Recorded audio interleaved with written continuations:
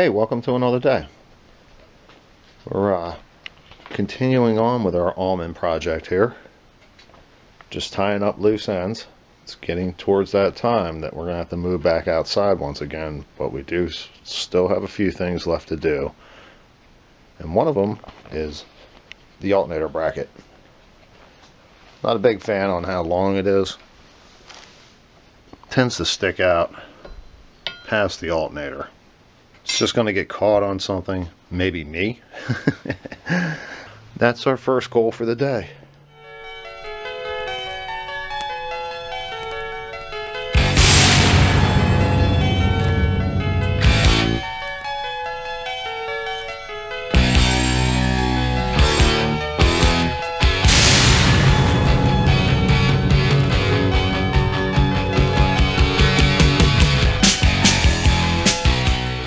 We finished up our bracket with a normal grinding and rounding and reaming and everything else.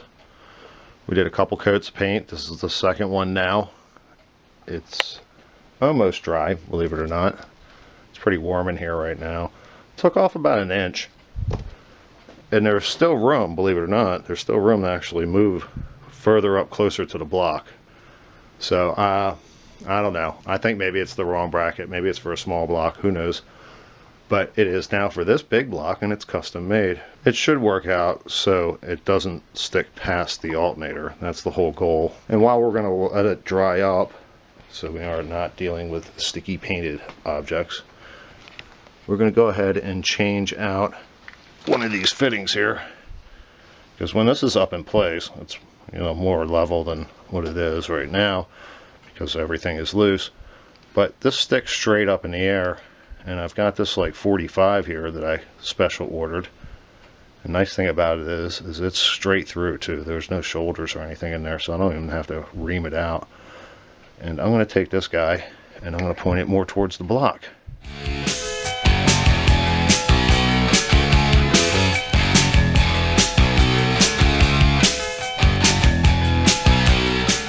Task 2 is complete, but before that we went ahead and finished up task 1.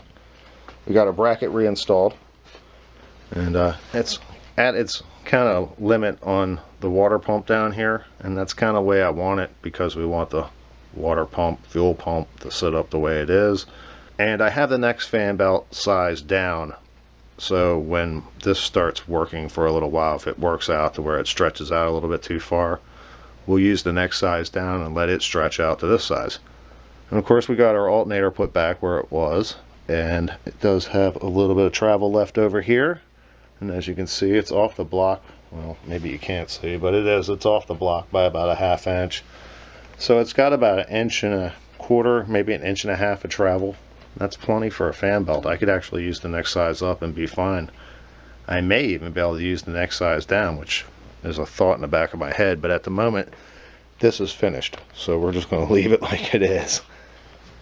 And as I said, I went ahead on task number 2 here and got this fitting so it angles up and over towards the block, instead of like it was where it was just sticking straight up, in which case then I'd have to bend it over this way.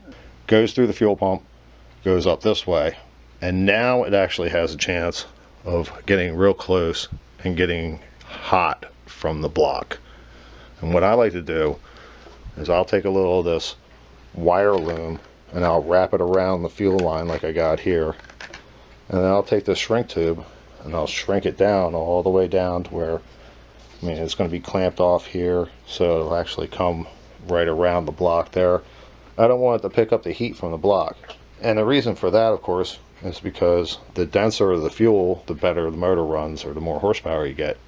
And of course, if it means something like this to pick up 1 or 2 horsepower, why not? And like I said, it keeps it off the block, and it's sheathed, so it's you can take a hit from a fan belt or something stupid like that and it won't get damaged. So that's where we're at this point. Next we have to move on to our water pump to thermostat housing hose. And I'm telling you, I've looked everywhere. I've looked at so many manuals, it's sick. And they all come up with this 897181 or 897, the next one 183, and they're all the same size. I don't know what to say. And as I said, one of these days maybe I'll get to wander through the back room of my local parts dealer once again, but they haven't allowed that for the last couple years, and for obvious reasons. And I'll find another one, but for now what I need to do is actually join these two pieces. And what I'm going to do is I'm going to take this thin walled PVC and I'm going to cut a section of it, and we're going to make this hose. I think it goes something like that, but whatever. We're going to make it about 3.5 inches longer, and that will make the travel up through here. And I'm trying to make sure that they actually, the rubber butts to the rubber. We don't want to see any of the PVC, and that way one of these days, if we ever do find it, we will replace it. But until then, it'll look fine.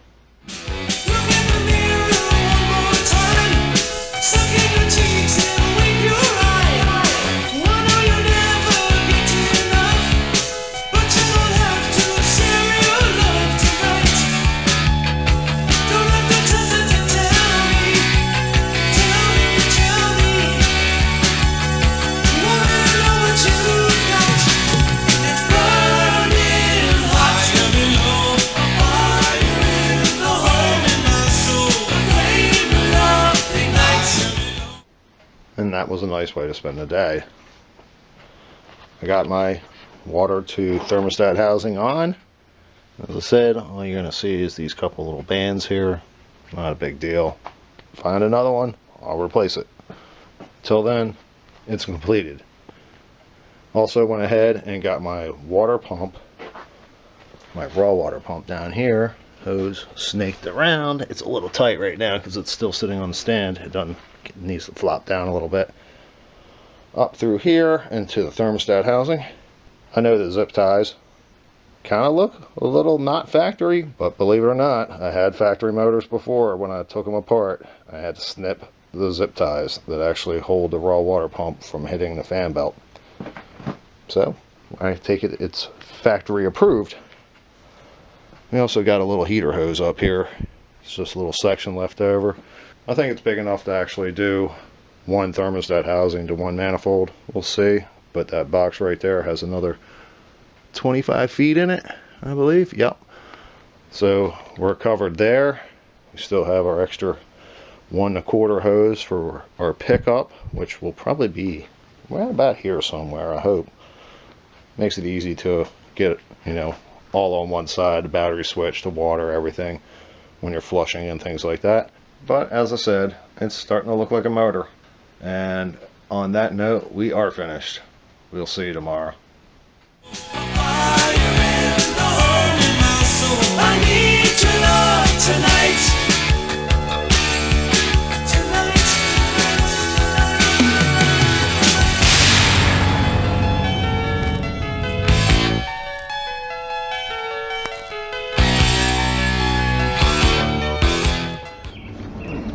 Welcome to another day. Yeah, we got a lot going on. A little different. Got a little sick of what was going on with this thing. So I came back out here and attacked it again. And this time I decided to go with the battery switch down here, because when we put the battery switch in this boat, we found that there was issues with the terminals. The bolts would unscrew if you just let them unscrew. When you tightened it down, it would, you know, you would pull it a little bit this way and it would actually back off from the inside. And that nagged me all winter long, because I've had this problem with this boat. You can hear a click and it does nothing. New starter, new key, new everything, new batteries. I got 2,000 cold cranking amps. I should be able to weld with that. Stick weld. But the problem persisted last fall. This nagged at me all winter long, thinking that maybe those bolts backed out like the other ones did. Well, they didn't back out because they're actually fit to the housing. They have little bolts already cast on the studs, and they fit inside the housing, so it doesn't allow it to spin like it should be. But that left me with another preponderance. Everything was tight. It's just that a lot of it was kind of a hodgepodge together over the years. You know what I mean? I've had this boat for 20 plus years. A little piece of probably 4 gauge wire snuck in instead of the 2. I believe that's 2. The ends, like, they were pre-finished ends, which didn't make them copper. They were kind of like that pot metal kind of stuff, and they were starting to corrode a little bit. Long story short, we took everything out, wire brushed everything, made a new wire, new positive line here, so that would be nice and heavy for that 1000 cranking amps, and put some new ends on that were actually a little tighter to the studs. The holes in the ends were, you know, much larger, in which case it allowed it to slop around a little bit. So I would use a larger washer on it, which didn't make complete contact. It worked for 20 years, but I think I may be having some intermittent issues with that, so I cleaned all that up, got everything done, and now I'm getting ready to clean up some of this mess and put it all back together. And then I'll clean my battery ends just to make sure one more time. As I said, we did starter, we did the ends on that. The block's grounded, or nothing would work. I mean, the MSD system and none of that stuff would work, right? Because it's all into the same block bolt, basically. So if that didn't work, nothing would, and my dashboard would be all screwy and acting weird. So I don't never see any of that, and just hear it go click. And then maybe a second later, I get some turns. So I'm thinking maybe there's some battery cable issue somewhere, and this is going to solve it right now, or at least end the battery cable discussion, because there is no more ends, and unless there's something split in the middle, that's, who knows. But I'm going to get back to work and get this finished up.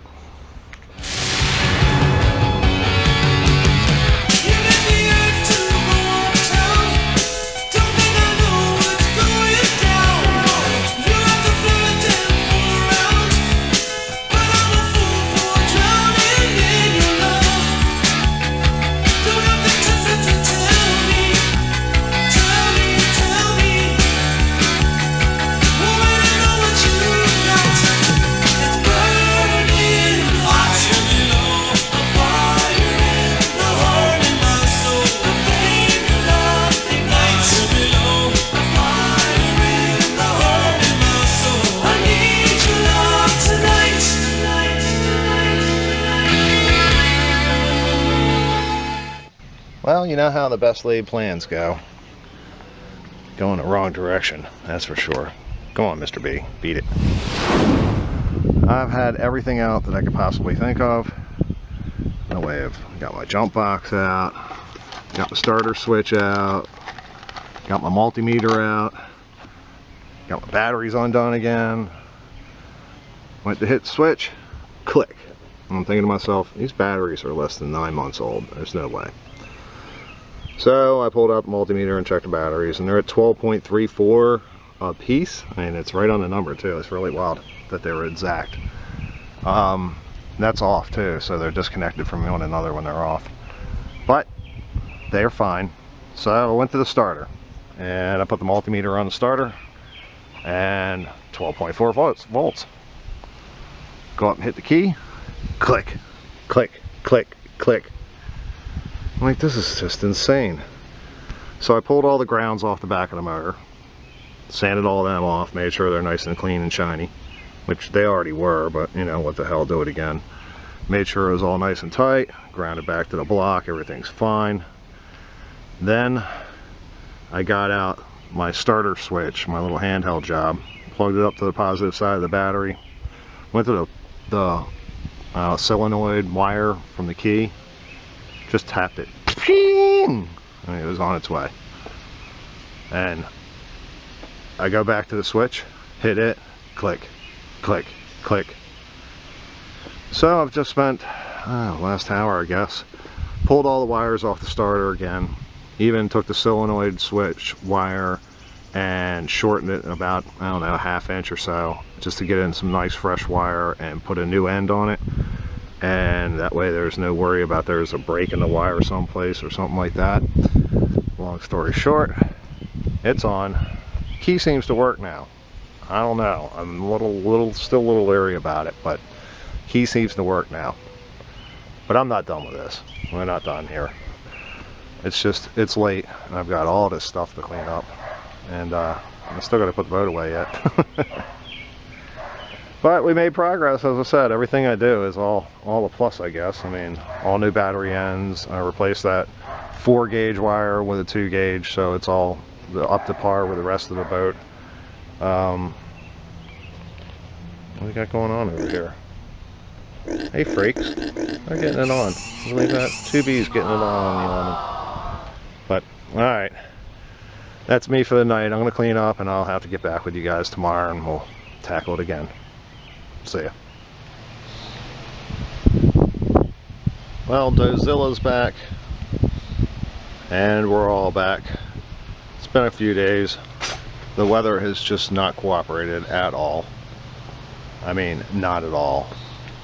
Today, 82, nice temp, but it's windy as all get out to where there's like white caps hitting bulkhead down there.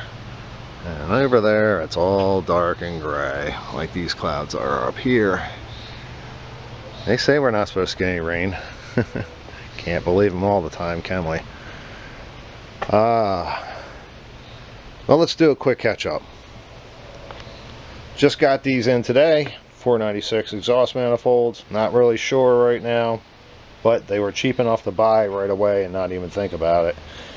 I do have to go over them, make sure they're not broken. Anything else, it has to happen real soon here too. I don't want to let this go on for a lot of days, because 5 or 6 days now, it's like, hey, they're broken. They'd be like, yeah, that's your issue, because that's the way it seems to work on eBay. Got my exhaust tips in a little while ago. Got some blue tape on them. They got to be cut down. I know. Look how cool they are. But yeah, they were cheap enough. I mean, I only paid like, I don't know, a third of what they normally would go for. And we're using, of course, these flappers. It's the only thing that's going to prevent water from going back up the transom, besides the fact that it's just going to be a little bit higher than my exhaust is. As I said, I'm going to try to make it come a straight run right out of the 496 exhaust risers, which we have those. We got those a while back. We also built this bracket, which goes on one of these sides, like so. Holds up the oil filter, so we can have that up by the exhaust manifolds. We also built this guy here. This is our trim fin for our little Volvo 270 there, and the biggest one they had was for like a Merc Cruiser or a Mercury outboard, I believe.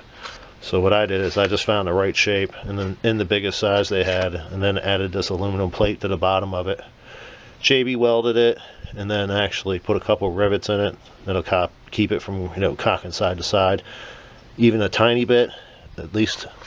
Not so worried. I mean, the bolt comes in this side, so in which case the aluminum plate will be sandwiched between the actual piece itself and the outdrive. So just doing a lot of overkill on that. I had time at the time to do it, so we just spent the time and did it. So I got a few projects here. Here's the aluminum for the little motor mount to mount to. They're not going to sit on fiberglass, of course. We don't want that. And we'll be able to bolt the motor mounts down like to this, but at the same time, when this comes over to the side like that, we will be able to get a couple of lag bolts into the side too. Long story short, it's the way mine's done out here.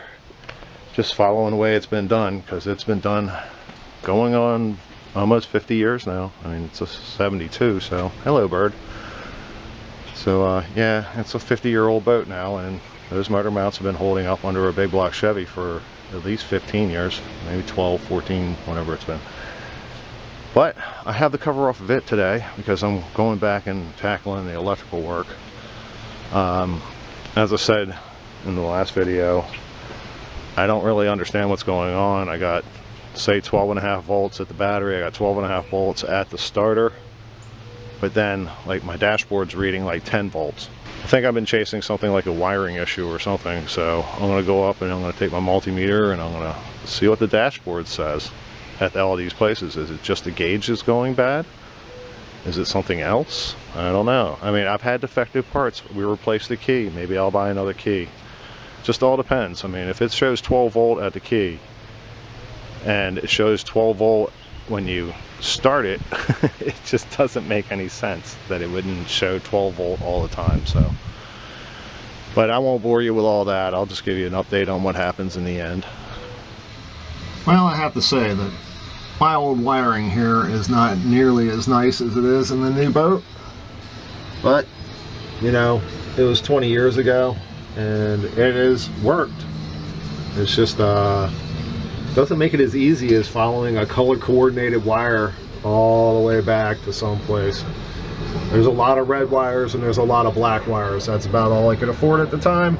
Today, it would have cost me about 3 times as much. I would have been smart about it. I'd find me a Merc Cruiser wiring harness like I always do, but you know, things happen.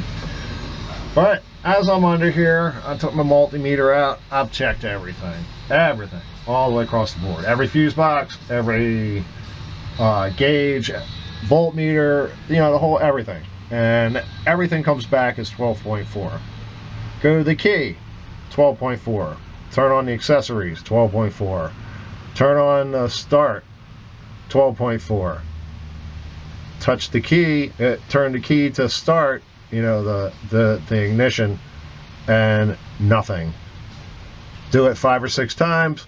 All of a sudden I would see a 4 point something volts pop up on my multimeter for a multi-second, and I'd hear the starter click. That key I did a couple of episodes ago, but that of course was last year. And that was brand new, and it doesn't work. So I'm off to ordering land, and we'll get the mini fiberglass Freedom machine back on the water again. The way this year is going, who knows, it may be the only one, but I do definitely have projects to finish on the race boat itself this year, no matter what. With the mini fiberglass Freedom machine down, and us not having the parts to fix it, and again, it's perfect. It's just making A connect to B over a stupid switch again. But it's an easy fix, so it's not that big of a deal. It's just downtime as usual. Decided we'd move over here, and as I said, my priority is to check these manifolds out and make sure they're not like they look. Because yeah, they look pretty rough, man, I'm telling you. I mean, if you look right here, I looked at that, I was like, oh my god, those threads are gone. These are ruined. I'm not going to play this game.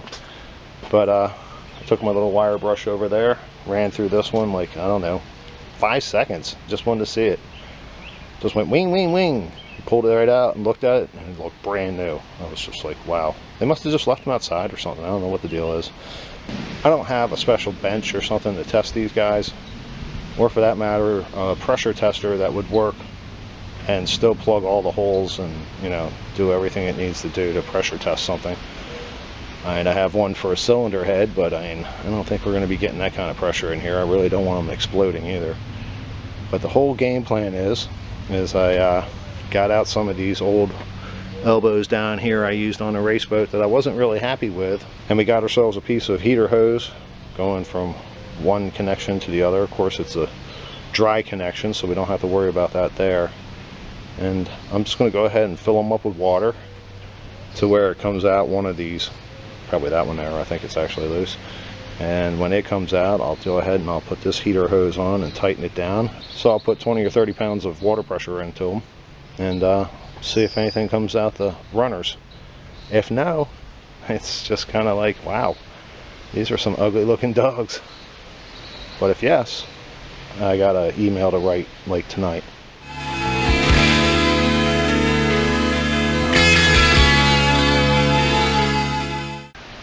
I would call that a successful test so far. Our hose is quite taut. It's got full hose pressure, which is between 40 and 60 pounds. It should never see that because it's actually a free flow. You know, it just flows through the system. There should be no blockage for the exhaust ever.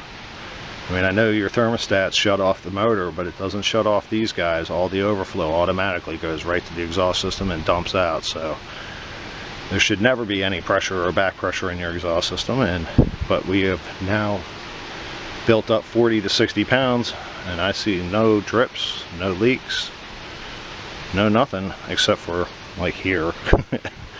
But you know, that's because they're not put on perfectly, and it's the first time they ever have, and that's an old hose. I'm actually kind of expected it to burst in my face, so I'm trying to keep my distance at the moment. But it's been about a minute or so. I'm gonna leave it sit here for about another 10. Make sure there's no like residual pinholes or something that's leaking someplace else. But as I said, it's all perfectly dry right now. If it was going to leak, I'd put good money on it that it was going to do it before now.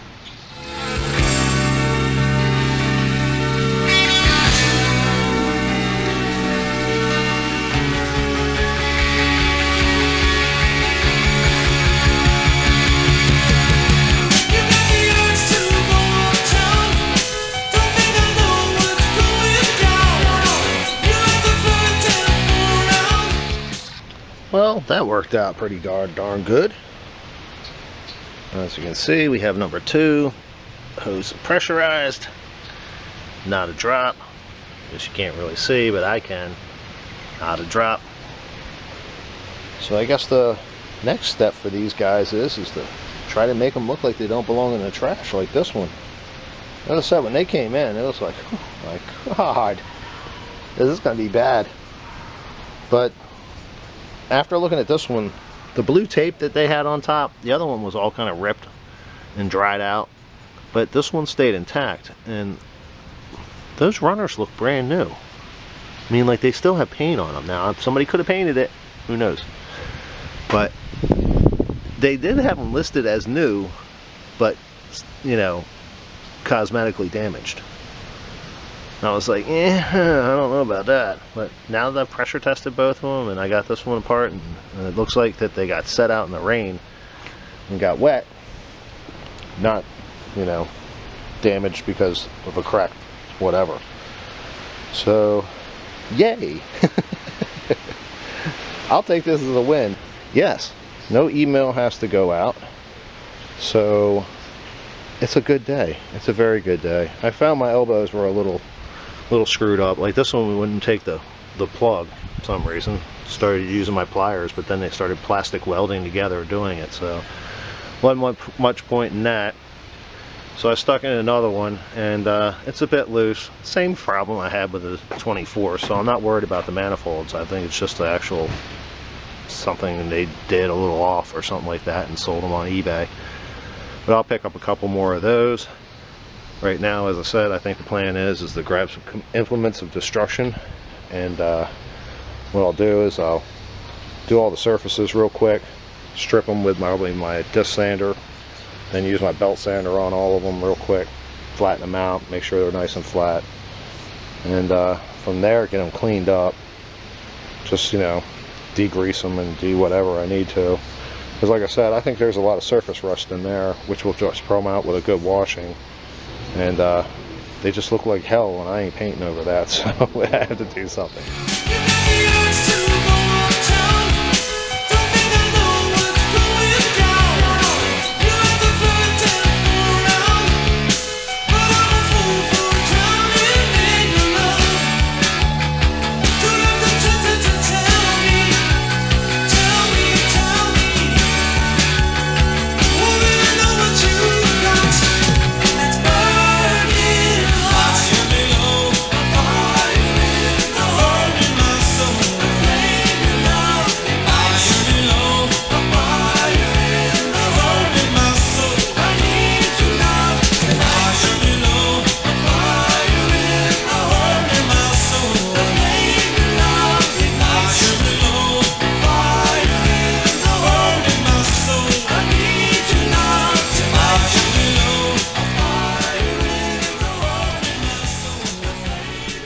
And that's the way we can spend the day, that's for sure. I got them all cleaned up, scrubbed out, used like this heavy steel wool, and it's not even wool, I guess it's kind of just like steel shavings all mixed into one, and used a coat hanger and plunged it all through, and all the rust perfectly came out. I mean, it was totally surface rust. I mean, you couldn't make a worse presentation on eBay than these things would.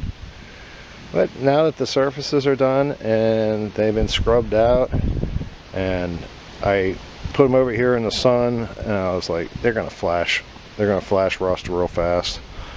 So I waited for them to heat up a little bit in the sun, and then I just brought them over here and put a couple coats of paint on each side. That way at least they're sealed up. I got other things I can do for the next few days that we've got in the garage, so these guys can just sit around and harden up, so to speak. I'm pretty sure, like they said, I think these are pretty brand new, to be honest, because once I scrubbed all that surface rust out, it all looked like factory, you know, whatever, you know, underneath everything else. And the places that didn't get rusty definitely look like they were still in the factory kind of mode. But it is what it is. I just went ahead and doused them up with a real heavy coat. I'm going to leave them sit overnight, just where they are. Let them harden up, and we'll start this again tomorrow. See ya.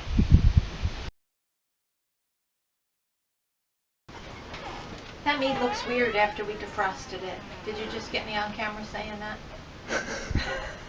that? You will be in the blooper reel. Looks like we're passing on that dinner. And if I'm gonna try this all over again. We went ahead and painted up everything, you know, everything. We went ahead and we painted it. 1, 2, 3. Tap the end, tap the end. Maybe there was something in there I could have used.